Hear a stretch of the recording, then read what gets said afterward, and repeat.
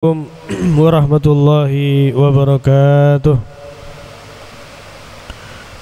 Bismillahirrahmanirrahim.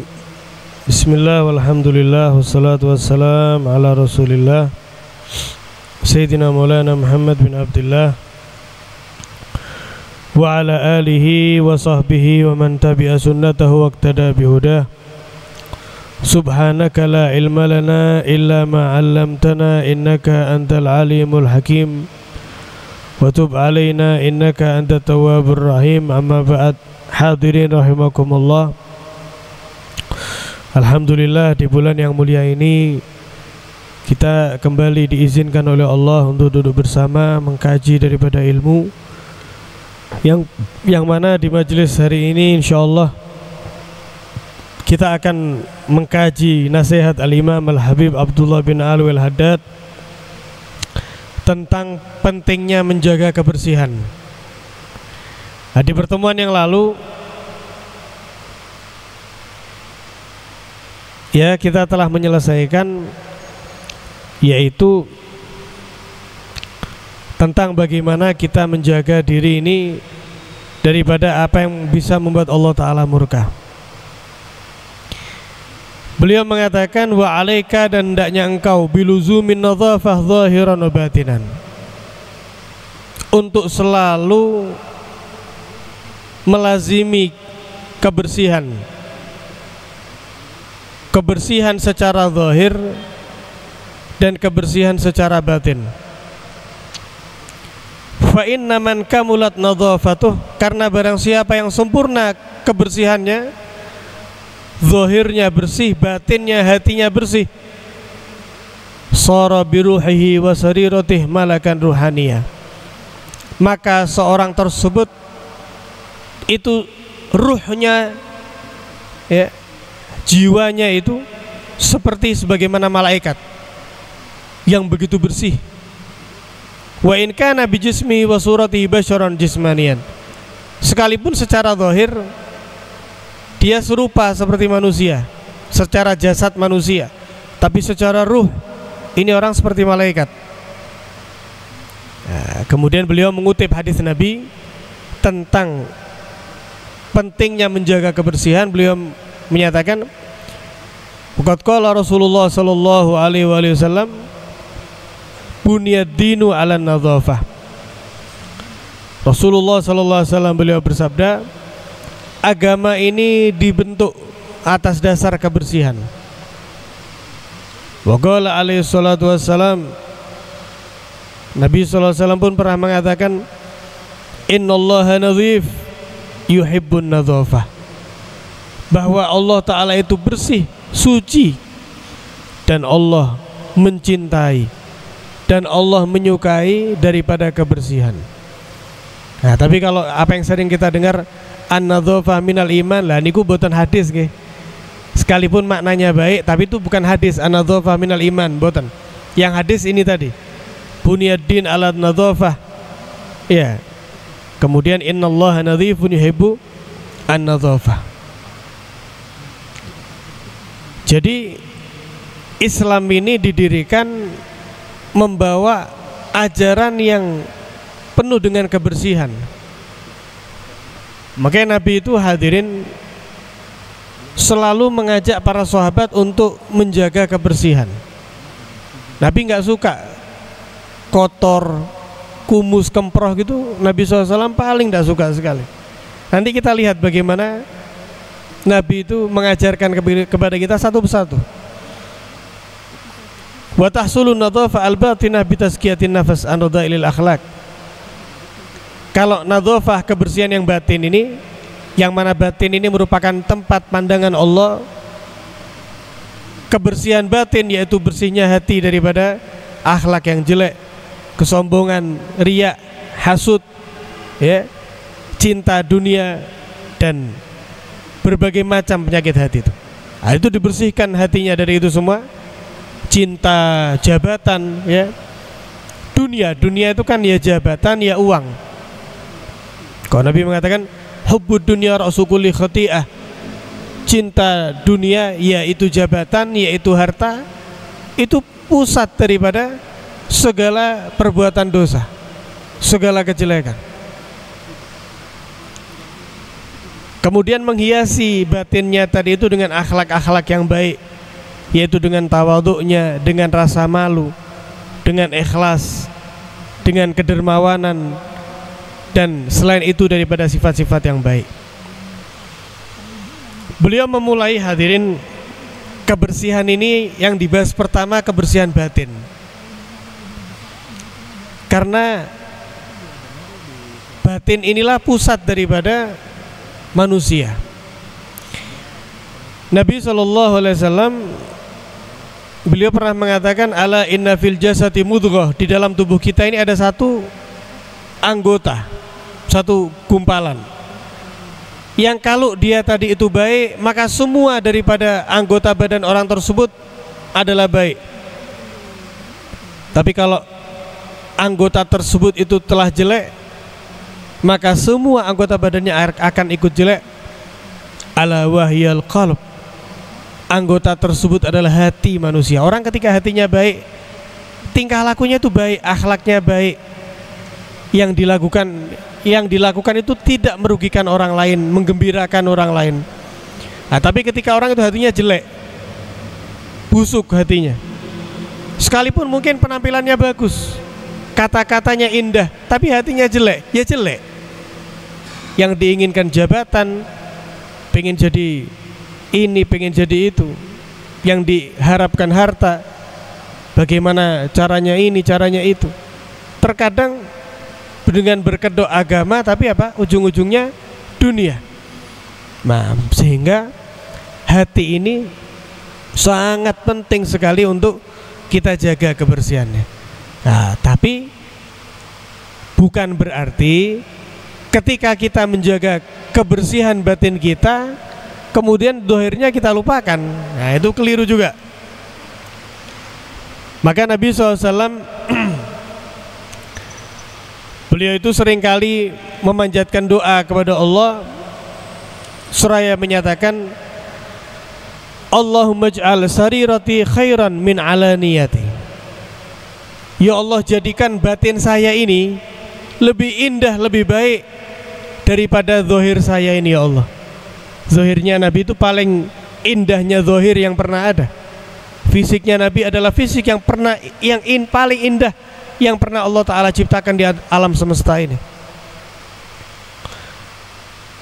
Akan tetapi Nabi mengatakan, ya Allah, jadikan ya Allah hatiku ini lebih baik daripada zahirku.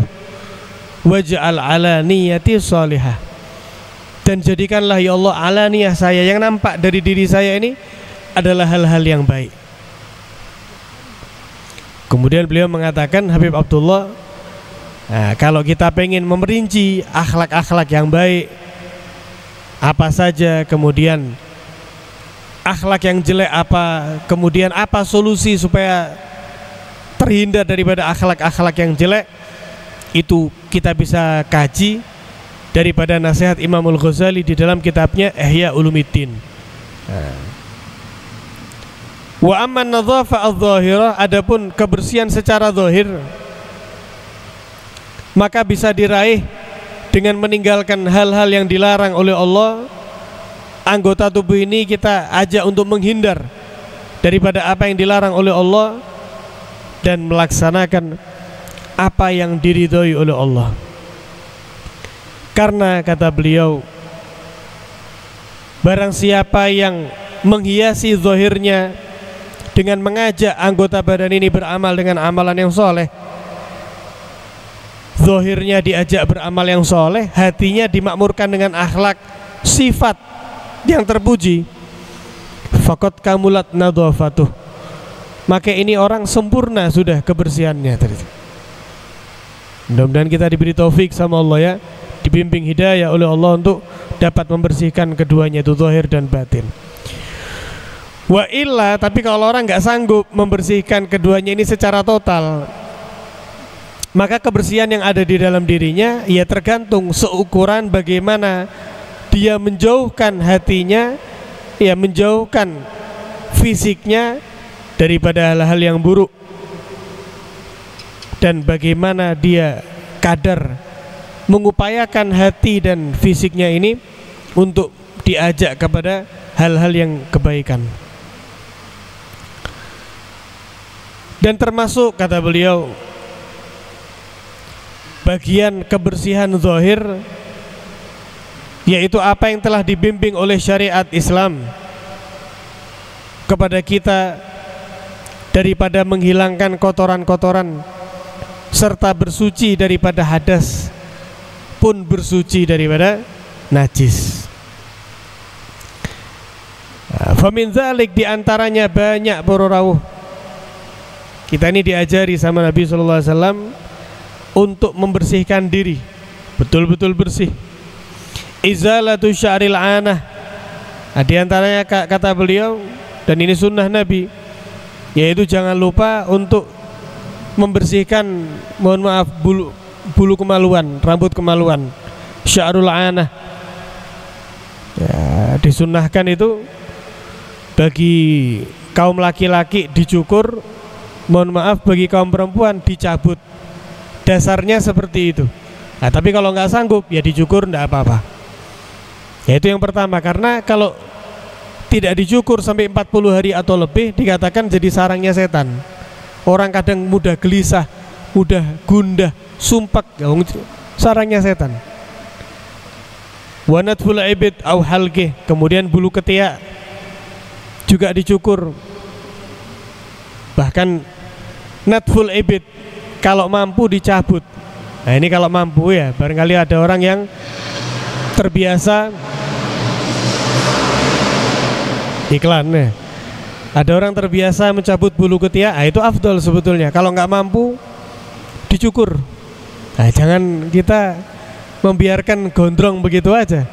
Makanya kalau sekarang ada istilah waxing itu ya, waxing, dicabut. Nabi SAW sudah mengajarkan itu. Nah, itu sunnah ya, menjaga kebersihan. Wa qassis syarib, mencukur kumis. Nah, ini kita sebagai bapak-bapak ya yang berkumis disunahkan untuk mencukur. Batasannya apa? Batasannya jika kumis kita itu sudah menutupi daripada bibir kita ini, hadirin. Ya, jadi kalau panjang sampai menyentuh bibir, nah maka kita disunahkan untuk merapikan ya, sehingga nggak sampai menutup bibir kita ini. Wa taklimil zufur, kemudian potong kuku. Ya, potong kuku ini juga disunahkan. Apalagi penting bagi kita ketika bersuci, nggih, hadas kecil maupun hadas besar, itu apa yang ada di bawah kuku ini juga harus terkena air. Nah, kalau kuku kita panjang sekali, khawatir airnya nggak masuk. Kalau kuku kita panjang, ada air yang nggak masuk ketika kita mandi janabah, mandi hadas besar, mandi junub misalnya, atau lagi wudhu, ada air yang nggak kena gara-gara ketutupan kuku, wudhu kita bisa nggak sah, sholat kita bisa nggak sah, mandi kita bisa tidak sah. Maka hadirin disunahkan itu ya, potong kuku, terlebih yang paling afdol niku hari Jumat. Ada beberapa cara yang dianjurkan, namun yang paling kuat dalam kesunahan niku para rawuh, jadi dimulai dari tangan kanan, kemudian dimulai dari telunjuk tangan kanan, iya, sampai jari kelingking nih. Jadi jempolnya nanti, jempol tangan kanan itu terakhir, telunjuk, iya, jari tengah sini. Nah, setelah ini sudah semua, jadi ini urut ya. Setelah itu dari jari kelingking paling ujung, terus jempol kiri, terakhir baru jempol kanan. Nah, urutannya seperti itu. Urutannya seperti itu. Adapun kuku kaki, iya, adapun kuku kaki, maka dimulai daripada jari kelingking kaki kanan urut. Kalau kaki langsung urut dari kanan sampai kiri. Nah, kalau tangan enggak, tadi ya dari telunjuk ke sini, yang jempol belum. Kemudian gini, kemudian jempol.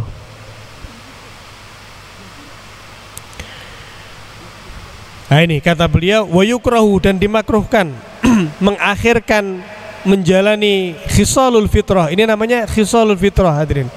Menjaga kebersihan dalam diri kita. Karena termasuk syukurnya kita kepada Allah, yaitu menjaga yang apa diberikan oleh Allah Ta'ala kepada kita. Makruh jika meninggalkan hal-hal di atas tadi itu, ya memotong bulu kemaluan, bulu ketiak, motong kumis, motong kuku tadi misalnya, itu tidak dilakukan melebihi daripada 40 hari, hukumnya makruh. Hukumnya makruh. Bahkan ada yang mengatakan jadi sarang setan nanti ya. Jadi sarang setan. Termasuk kata beliau, wa min dzalik izalatul awsakh allati tajtami' fi ma'atifil badan wa aghwarihi bil ma'. Termasuk pangapunten bagi kadang yang agak gemuk itu ya, ada lipatan-lipatan dalam tubuh. Ya, ada lipatan-lipatan. Lah itu perlu diperhatikan. Ketika mandi misalnya betul-betul dibersihkan kata beliau. Ini Nabi mengajarkan begitu bersih. Kemudian kalau ada kotoran mata itu dibersihkan.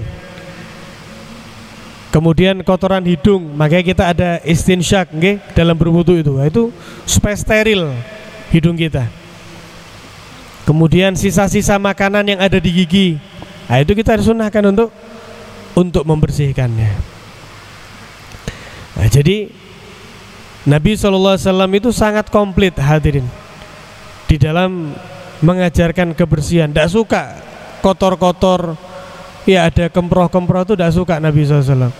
Nabi itu mengajarkan kepada kita umatnya untuk selalu bersih. Apalagi lagi kumpul-kumpul seperti ini, sangat menekankan untuk menjaga kebersihan. Lah ini. Kemudian beliau mengatakan, Habib Abdullah Al-Haddad, wa alaika tanzifa famik bisiwak, dan hendaknya engkau untuk selalu membersihkan gigimu ini, mulutmu ini, bisiwak, dengan siwak. Wa kaunuhu min arak aula, dan hendaknya dengan kayu arak itu lebih afdal. Wa yata'akkad inda iradati dukhul fil ibadat, lebih ditekankan ketika hendak memulai ibadah. Nah, ini hadirin yang tadi sudah dibagi ini ya, ngapunten cuman terbatas, cuman beberapa itu ya. Nah, kalau mau beli banyak insyaallah di toko-toko itu. Nah, ini siwak ini sangat ditekankan oleh Nabi SAW. Nah, itu yang sudah panjenengan terima itu mungkin boleh dibuka itu ya, soalnya nanti takut tidak kepake itu. Nah, ini saya tak praktekkan juga nanti caranya. Jadi monggo dibuka. Nah, ini siwak yang bagus ini ya, pakai holder nih, pakai wadah itu ya. Nah, monggo dibuka. Itu tata cara megangnya itu seperti ini. Mungkin yang kamera bisa di zoom mungkin ya. Tata cara megangnya itu kayak gini. Mungkin terasa aneh ya bagi orang yang tidak biasa ya. Tapi sunnahnya seperti ini. Jadi jempol sama jari kelingking ini di bawah, yang 3 itu di atas. Nabi SAW megang siwak seperti ini. Jadi bukan kayak orang megang mic gini. Bukan kayak orang megang mic. Bukan juga kayak orang nulis pakai pulpen gitu. Boten, seperti ini. Monggo dipraktekkan, tidak usah malu-malu. Dibuka dulu ndak apa, itu plastiknya bisa dibuka itu. Bisa dibuka. Monggo. Bismillah. Jadi biar langsung nanti sholat isya langsung dipakai. Eman-eman yang ngasih udah dapat pahala nanti. Nggih, monggo dibuka. Nah, itu pakai holder. Ini tempatnya ini jangan dibuang ya. Tempatnya ini hadirin supaya steril siwak kita itu. Nah, kita taruh di kantong, mungkin di kantong ada uangnya, mungkin ada kunci. Nah, supaya steril ada holdernya ini yang bagus ini. Megangnya seperti ini. Monggo dipraktekkan. Dibuka plastiknya ada apa itu? Ada ininya, ada holdernya itu. Bisa. Monggo, oke. Fadilahnya banyak, sebentar lagi akan saya sebutkan satu-satu. Megangnya seperti ini. Mungkin yang awal mungkin agak kagok ya. Buat yang pokoknya jari ujung ini di bawah. Yang 3 tengah ini di atas. Nabi SAW bersiwak seperti ini tangannya hadirin. Nah, mungkin di awal kita agak kagok gitu ya, agak kaku. Cuman lama kelamaan insya Allah akan terbiasa. Nah, ini nih ujungnya ini panjenengan nanti boleh pakai pisau, atau kalau saya biasanya malah tak gigit. Jadi kalau ini ada kulit luar nih ya, digigit kecil gitu, terus nanti yang luar nih dikelupas. Nah ini kan tep, panjenengan pakai pisau enggak apa-apa. Ya dipotong sedikit atasnya itu kulitnya dikelupas, terus nanti bagian tengahnya itu yang lembut tuh digigit, boleh digigit halus. Monggo sambil dipraktekkan enggak apa. Nah nanti itu akan jadi kayak sikat gitu. Ini namanya kayu arok. Panjenengan bersiwak pakai kayu apapun boleh. Mau pakai kayu jati, ya kayu zaitun atau apapun boleh. Tapi yang paling afdol ini yang seperti ini yang dulu dipakai oleh Nabi Shallallahu Alaihi Wasallam. Namanya kayu arok. Nggih, namanya kayu arok. Nah ini seperti ini. Kemudian hadirin, moga nanti langsung dipraktekkan ya sholat isya nanti. Cara menggunakannya niku dimulai dari kanan, membentuk angka 8 tapi ke samping. Angka 8 ini kan ke atas gini ya. Ini ke samping. Jadi seperti ini. Ke kiri, ke atas, ke kanan, bawah. Jadi gini. Nah, seperti angka 8 ya, ke samping. Sebanyak 3 kali. Kemudian setelah itu ya 8 kali ke samping. Setelah itu lidah kita ya secara lurus sebanyak 3 kali. Nah, seperti itu. Nah, kalau sekarang kedokteran pakai seperti ini semua, sikat gigi itu. Ya, sikat gigi, bagaimana pentingnya sikat gigi. Kemudian ada alat buat lidahnya. Loh, ini Nabi Muhammad SAW 1400 tahun yang lalu sudah mengajarkan kepada kita. Sampai beliau niku mengatakan, laula an asyukka ala ummati, jika bukan karena saya khawatir memberatkan umatku, la amartuhum bisiwak inda kulli shalah, bakal saya perintahkan mereka untuk bersiwak setiap mau sholat. Tapi Nabi SAW khawatir umatnya menerima hal yang berat, jadi wajib nanti, seolah-olah keharusan. Maka Nabi tidak perintahkan itu. Nah, itu saking istimewanya bersiwak. Fadilahnya ya luar biasa. Rakaatani bisiwakin khairun min sab'ina rakaah bighairi siwak. 2 rakaat dengan bersiwak itu lebih afdol daripada 70 rakaat tanpa bersiwak. 2 banding 70. Jumlah rakaatnya sama, okay? Jumlah rakaatnya sama, tapi yang satu pakai siwak lebih unggul 70 rakaat. Luar biasa. Ini mumpung bulan Rabiul Awal, nggih, niki hadiah Rabiul Awal. Semangat kita untuk mengamalkan sunnah. Misalnya belum pernah, nggih, misalnya panjenengan belum pernah pakai siwak, bismillah. Kapan lagi? Umur kita terbatas, mudah-mudahan sehat panjang umur, nggih. Tapi kalau tidak dari sekarang, kapan lagi? Kita mengamalkan sunnah Nabi Shallallahu Alaihi Wasallam. Saya bacakan ada beberapa fadilah daripada bersiwak. Nabi SAW beliau menyatakan, asyiwak madharatun lil fam, mardhatun lir rabb, wa majlatun lil basar. Siwak itu bisa mensucikan, bisa membersihkan mulut, bisa membuat Allah Ta'ala ridho kepada hambanya, dan bisa menajamkan pandangan mata. Faedah siwak banyak, diantaranya ulama sampai ada yang mencatat tuh sampai 70 fadilah. Di antaranya hadirin, yazidu fil fasahah wal akal wal hifd, menguatkan daya fikir seseorang, daya ingat seseorang, dan menambah orang itu fasih di dalam berbicara. Nah, itu fadilah siwak. Wa yahuddul basar, menajamkan matanya. Wa yusahilun naza, memudahkan orang ketika sakaratul maut. Orang kalau gemar pakai siwak terus itu nanti ketika sakaratul maut gampang. Wa yurhibul adu, membuat musuh takut. Wa yudhaiful ajr, pahala kali lipat. Wa yabti'u syaib, nah niki bisa memperlambat ketuaan. Nah ini panjenengan pengen kelihatan awet muda terus ya. Nah ini siwak ini. Wa yutayyib raihatal fam, bisa membuat aroma mulut itu terus segar, tidak bau. Kemudian membuat Allah Ta'ala ridha. Wa yubayyidul asnan, memutihkan gigi. Wa yurithul ghina wal yusur, menyebabkan rezeki orang itu tambah lancar. Wa yudhibus suda, menghilangkan ketegangan kepala, pusing, bisa hilang insyaallah.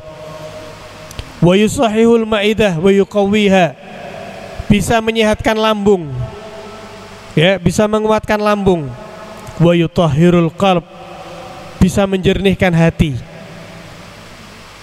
Wa a'dhamuha, dan yang paling dahsyat daripada fadilah siwak niki hadirin hadirat adalah annahu yudzakiru syahada indal maut, menyebabkan seseorang itu akan ingat dalam melafadzkan la ilaha illallah ketika menjelang wafatnya. Karena ketika keadaan tersebut orang itu pikirannya sudah caruk marut, ini detik-detik ia kembali kepada Allah. Nah, bagi mereka yang melazimi siwak, maka akan diingatkan untuk melafadzkan la ilaha illallah dan dipermudah untuk melafadzkan la ilaha illallah. Siwak ini bukan hanya afdol ketika afdoliyahnya bukan hanya ketika kita mau sholat saja hadirin. Panjenengan mau ngaji Al-Quran disunahkan bersiwak. Panjenengan mau berzikir disunahkan bersiwak. Panjenengan mau berwudu juga di antara kesunahan berwudu bersiwak. Panjenengan mau tidur sunnah bersiwak. Panjenengan bangun tidur sunnah bersiwak. Dokter kan gitu ya, sebelum tidur gosok gigi. 1400 tahun yang lalu, lebih dari itu, Nabi mengajarkan sebelum tidur bersiwak. Bangun tidur gosok gigi, kata dokter. Nabi sudah mengatakan itu. Bangun tidur bersiwak, kata Nabi SAW. Cuman penyakitnya siwak ini satu kadang buat kita ini, biasanya gampang hilang. Nah, sehingga banyak para ulama niku menyiapkan siwak-siwaknya itu di tempat-tempat tertentu. Ada di Pasuruan itu namanya Al-Habib Abdul Qadir bin Husain As-Segaf. Kalau panjenengan pernah tahu Habib Taufik As-Segaf, guru saya, beliau punya abah namanya Habib Abdul Qadir bin Husain As-Segaf. Beliau itu saking jaganya sama bersiwak, itu di musolanya tempat beliau sholat ada siwak, tempat wudunya beliau ada siwaknya sendiri, tempat ngaji Al-Quran beliau ada siwaknya standby, siwak yang beda lagi. Tempat beliau ngajar ada siwak sendiri, samping tempat tidur beliau ada siwak sendiri. Ini cuman berapa ini hadirin? Cuman pahalanya di sisi Allah luar biasa. Sehingga beliau tuh di tempat-tempat yang di situ disunahkan bersiwak, beliau sediakan siwaknya terus, betul-betul mulazim dengan bersiwak. Sehingga masya Allah, ya, wafatnya beliau dalam keadaan yang luar biasa. Maka dari itu masih banyak pembahasan, insya Allah kita bahas pertemuan yang akan datang. Akan tetapi hadirin, sedikit yang perlu kita tekankan, ini adalah momen yang tepat Rabiul Awal untuk kita menaikkan level kita di dalam meneladani Rasulullah SAW. Ya, setidaknya dengan melazimi daripada penggunaan siwak ini, ayo kita ajarkan kepada pasangan kita, anak-anak kita, ya, teman-teman kita, betapa agungnya nilai bersiwak ini. Semakin kita melazimi bersiwak, itu pertanda semakin besar harapan kita, semakin besar keinginan kita untuk kelak dikumpulkan bersama Rasulullah SAW. Semoga yang sedikit ini bermanfaat. Wassallallahu ala sayyidina Muhammadin wa ala alihi wasallam. Assalamualaikum warahmatullahi wabarakatuh.